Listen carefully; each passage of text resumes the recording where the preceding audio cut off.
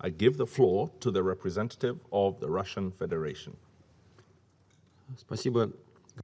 Thank you, Mr. President. We thank Hans Grunberg and Ramesh Rajasingham for their overview of the political and humanitarian situation in Yemen. We listened closely to Maisa Shuja'addin. We are continuing to monitor the acute military and political crisis in Yemen. Of particular concern is the situation on the borders of Marib and Shabwa provinces, where recently there has been an uptick in violent clashes between the Houthis and formations that are loyal to the country's president. We listened closely to Hans Grunberg's assessment following his initial plunge into his work as Special Envoy. It was particularly important to hear his opinion of the contacts that he had with the Yemeni parties. We also welcome the Special Envoy's stance on cooperation with the ambassadors of the P5, the permanent members of the Security Council in Yemen. We trust that after these range-finding contacts, he will actively get down to work on establishing a dialogue between the parties to the conflict. For our part, we will continue to support the UN's efforts.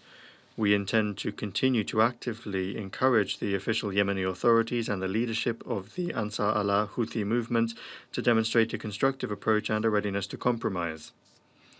We are in favor of launching inter-Yemeni negotiations under UN auspices on the subject of the future political makeup of the country, the result of which would be a comprehensive and long-term settlement to the conflict that takes into account the interests of all leading Yemeni political forces. Mr. President, we see our shared end goal as a comprehensive and long-term solution to the many problems that Yemen is facing and which are in large part being felt by neighboring states as well. We remain particularly alarmed by the dire socio-economic situation in the country. The dispiriting data of OCHA speak for themselves. We confirm the need to lift restrictions on the delivery of food, medicines, and other vital goods to all parts of the country. We are seriously concerned by the ongoing attacks on civilian objects, including on the territory of Saudi Arabia.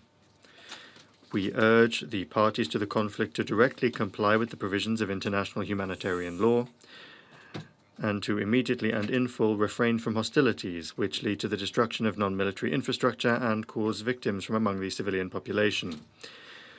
We hope that the problem of the Safed tanker will soon be resolving the remaining technical disagreements.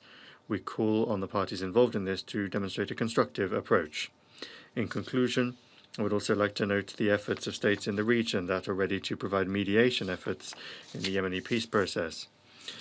We also recall Security Council Resolution 598 and other initiatives aimed at stabilizing the sub-region, including the updated Russian concept for collective security in the region.